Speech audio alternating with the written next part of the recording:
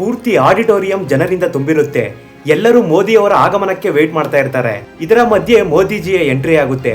ತಮ್ಮ ಭಾಷಣ ಶುರು ಮಾಡಿದ ಮೋದಿಜಿ, ನಾನು ಈಗ ತಾನೇ SCO ಸಮಿಟ್ ಮುಗಿಸಿ ಚೈನಾದಿಂದ ವಾಪಸ್ ಬಂದಿದ್ದೀನಿ ಅಂತ ಹೇಳ್ತಾರೆ. ಇದನ್ನ ಕೇಳಿದ ಜನರೆಲ್ಲರೂ ಚಪ್ಪಾಳೆ ಹೊಡೆಯೋದಕ್ಕೆ ಶುರು ಮಾಡ್ತಾರೆ.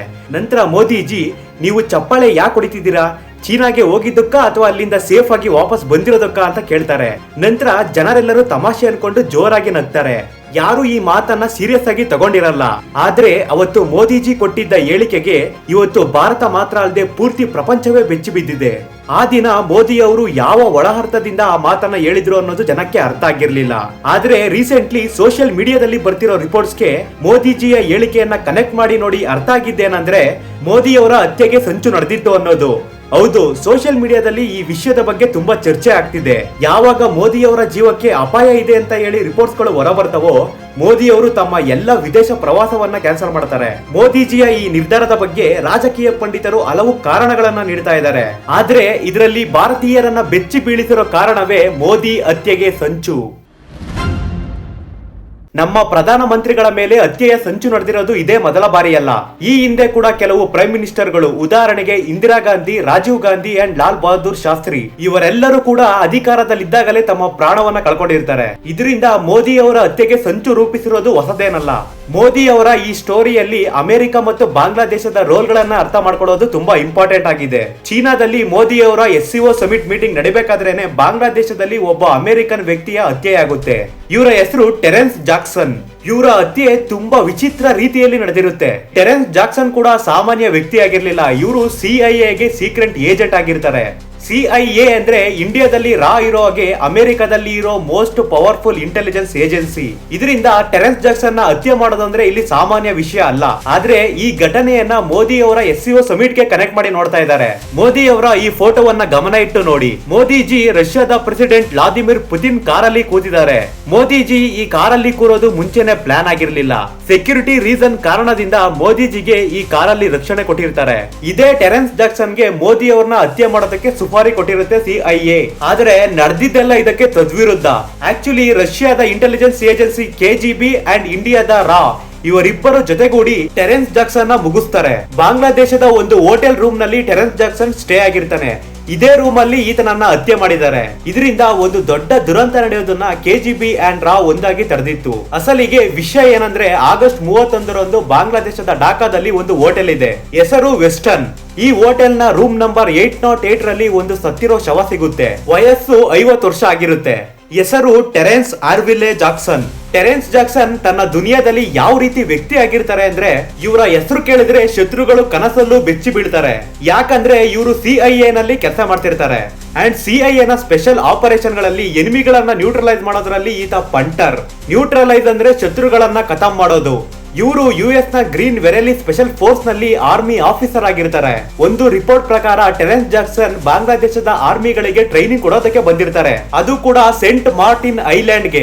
ಈ ಐಲ್ಯಾಂಡ್ ಅಮೆರಿಕಾಗೆ ಹಾಗೂ ಬಾಂಗ್ಲಾದೇಶಕ್ಕೆ ಸ್ಟ್ರಾಟಜಿಕಲಿ ತುಂಬಾ ಇಂಪಾರ್ಟೆಂಟ್ ಪ್ಲೇಸ್. ಯಾಕಂದ್ರೆ ಈ ಐಲ್ಯಾಂಡ್ ಮುಖಾಂತರ ಅಮೆರಿಕ ಚೀನಾದ ಮೂವ್ಮೆಂಟ್ ಗಳನ್ನ ಅರ್ಥ ಮಾಡ್ಕೊಳ್ಳುತ್ತೆ. ಅಂಡ್ ಅಮೆರಿಕ ಗುಟ್ಟಾಗಿ ಈ ಐಲ್ಯಾಂಡ್ ನಲ್ಲಿ ಸೆಕ್ಯೂರಿಟಿ ಫೋರ್ಸಸ್ ನ ಕೂಡ ಇಟ್ಟಿದೆ.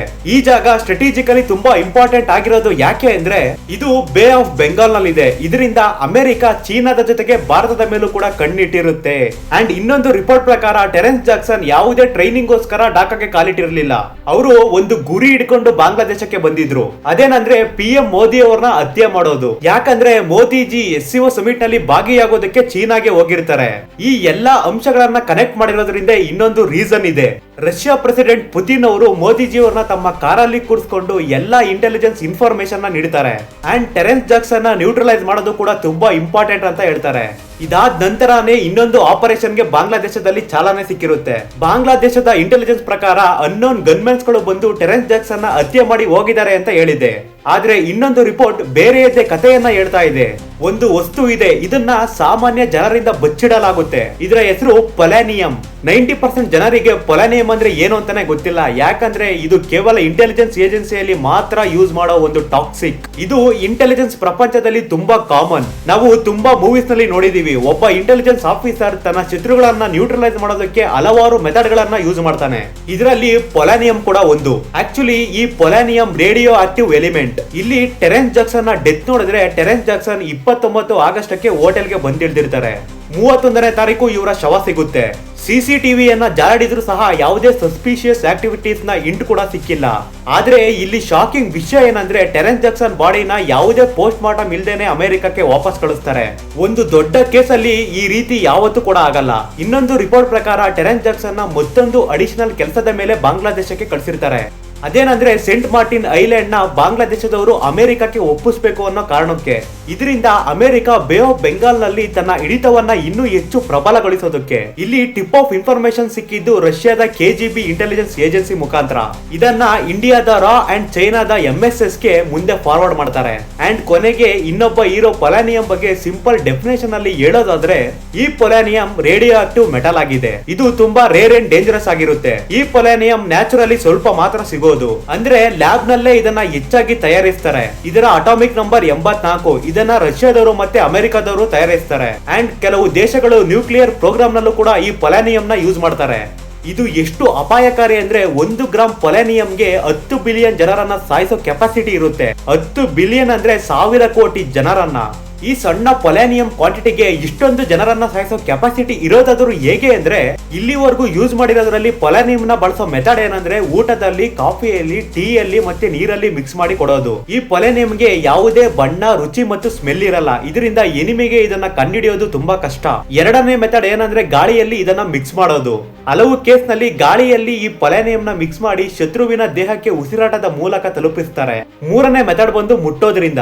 ಪೊಲಾನಿಯಂ ನ ಬಾಡಿ ಮೇಲೆ ಅಪ್ಲೈ ಮಾಡಿದ ತಕ್ಷಣನೇ ಚರ್ಮದಲ್ಲಿ ಇದು ಅಬ್ಸರ್ವ್ ಆಗುತ್ತೆ. ಇದರ ಎಫೆಕ್ಟ್ 2-3 ಗಂಟೆಯಲ್ಲಿ ಶುರುವಾಗುತ್ತೆ. ಇದರ ಪೂರ್ತಿ ಎಫೆಕ್ಟ್ ಆಗೋದಕ್ಕೆ 3 ರಿಂದ 4 ದಿನ ಸಮಯ ಹಿಡಿಯೋ ಹಾಗೆ ಮಾಡ್ತಾರೆ. ಇದು ಬಾಡಿ ಮೇಲೆ ರೇಡಿಯೇಷನ್ ಅಟ್ಯಾಕ್ ಮಾಡುತ್ತೆ. ಇದರ ಆಲ್ಫಾ ರೇಸ್ ಬಾಡಿಯೊಳಗಿನ ಸೆಲ್ ನ ನಾಶ ಮಾಡುತ್ತೆ. ಇದರಿಂದ ಶತ್ರುವಿನ ಆರ್ಗನ್ಸ್ ಫೇಲ್ ಆಗುತ್ತೆ.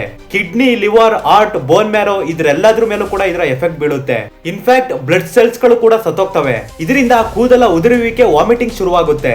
ಕೊನೆಗೆ ಹಾರ್ಟ್ ಅಂಡ್ ಲಂಗ್ಸ್ ಫೇಲ್ಯೂರ್ ನಿಂದ ಶತ್ರು ಸಾಯ್ತಾನೆ. ಕೆಲವೊಂದು ಬಾರಿ 3 ರಿಂದ 4 ವಾರ ಕೂಡ ಹಿಡಿಯುತ್ತೆ. ಇದಕ್ಕೆ ಫೇಮಸ್ ಎಕ್ಸಾಂಪಲ್ ಅಂದ್ರೆ 2006ರಲ್ಲಿ ರಷ್ಯನ್ ಸ್ಪೈ ಅಲೆಕ್ಸಾಂಡರ್ ಇವರಿಗೆ ಲಂಡನ್ ನಲ್ಲಿ ಕುಡಿಯೋ ಟೀಗೆ ಪೊಲಾನಿಯಂ ಮಿಕ್ಸ್ ಮಾಡಿ ಕೊಟ್ಟಿರ್ತಾರೆ. ನಂತರ ತನಗೆ ಪಾಯ್ಸನ್ ಕೊಟ್ಟಿದ್ದಾರೆ ಅಂತ ಹೇಳಿರ್ತಾನೆ. 23 ದಿನದೊಳಗೆ ಈತ ಸತ್ತಿರ್ತಾನೆ. ಸತ್ತ ನಂತರ ಇವರ ಯೂರಿನ್ ಸ್ಯಾಂಪಲ್ ನ ಟೆಸ್ಟ್ ಮಾಡಿದಾಗ ಅದರಲ್ಲಿ ರೇಡಿಯೇಷನ್ ಡಿಟೆಕ್ಟ್ ಆಗಿರುತ್ತೆ. ಈ ಕೇಸ್ ಪೊಲಾನಿಯಂ ಯೂಸ್ ಮಾಡಿರೋದಕ್ಕೆ ಒಂದು ದೊಡ್ಡ ಸಾಕ್ಷಿಯಾಗಿತ್ತು. At the end Terrence Jackson ನ ಕೊಲ್ಲೋದಕ್ಕೂ ಸಹ ಈ ಮೆಥಡ್ ನೇ ಯೂಸ್ ಮಾಡಿದ್ದಾರೆ ಅನ್ನೋ ವಿಷಯ ಪ್ರಪಂಚದಲ್ಲಿ ತುಂಬಾ ದೊಡ್ಡ ಚರ್ಚೆಗೆ ಗ್ರಾಸ ಆಗಿದೆ. ಕೆಲವರು ಇದನ್ನ ಕಾನ್ಸ್ಪಿರಸಿ ಥಿಯರಿ ಅಂತ ಹೇಳಿದ್ರೆ, ಇನ್ನು ಕೆಲವರು ಇದನ್ನ ಸತ್ಯ ಕಥೆ ಅಂತ ಹೇಳ್ತಿದ್ದಾರೆ. ಎನಿಹೌ, ರಷ್ಯಾ ಯಾವಾಗ್ಲೂ ಸದಾ ನಮ್ಮ ಹಿತಾಸಕ್ತಿಯನ್ನ ಕಾಪಾಡುತ್ತೆ. ನಮ್ಮ ರಕ್ಷಣೆ ಮಾಡ್ತಾ ನಮ್ಗೆ ಆಪ್ತ ಮಿತ್ರನಾಗಿ, ಪ್ರಾಣ ಸ್ನೇಹಿತನಾಗಿ ಅವತ್ತು ಕೂಡ ಇತ್ತು, ಇವತ್ತು ಕೂಡ ಇದೆ, ಮುಂದೆ ಕೂಡ ಇದ್ದೇ ಇರುತ್ತೆ. Jai Hind, Jai Bharat. Hats off Russia and Putin.